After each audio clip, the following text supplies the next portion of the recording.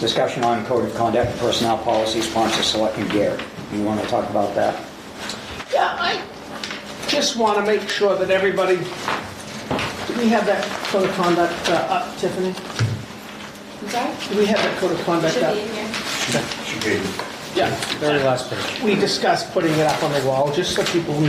This one? Yep, Yeah. exactly. We discussed putting it up on the wall, just so people would know what we had going on, just so that when we come to a meeting, people remember that we all have opinions and to be respectful of our opinions and not talk down to people and all that stuff. So that's all.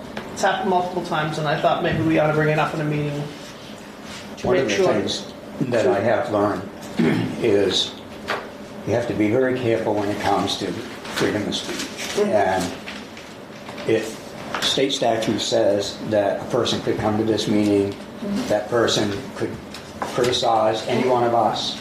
Sure. They could use vulgarity, Any name in the book? anything. As long as they're not threatening us with bodily harm. Now, not, when I say threaten, I mean bodily harm, not just making a veiled threat that I'll have your job or something like that. It has to be against physical violence. So I think it's you have to be very, very careful when it comes to that, because there is case law, and it's one of the things that we had to have for training about that was Sure. University of Maine, the library, how they got sued. And you're going to lose every time when it comes to that. So you just have to be careful, but yes, try to be respectful of each other as Yeah. well. Yeah, that's all. Did you have a workshop before the select board meeting? We did. And where was that public notice? The public notice was on the Town of Paris website because I questioned the same thing.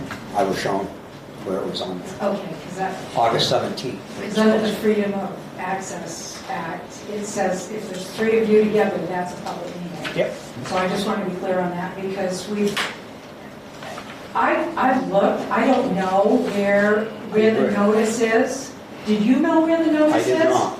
And I came to the town office and the town clerk showed me it was posted on August 17th.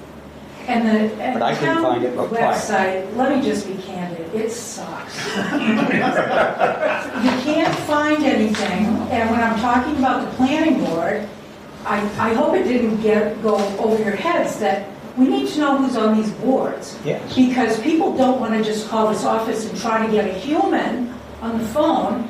They may know who's on the boards, and they can call them directly. And I think, okay, I'll just leave it at that, but I want to see that town website straightened up. And I also am tired of calling here and hearing the former town clerk yakking on the phone.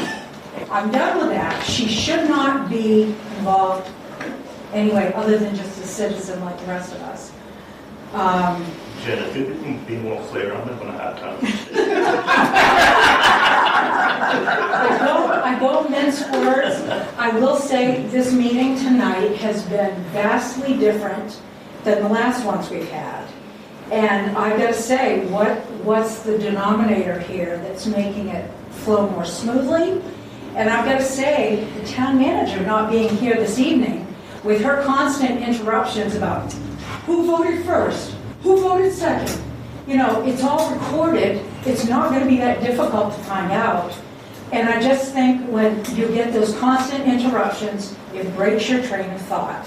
And I think you have power to set the parameters on her behavior. And I'm not shy. I know this is on the camera, and she can pull it up and hear it. But I think that's important. You guys are who we put in those seats to represent us, and you're doing a good job. I'm going to start right there. Thank you. Thank you.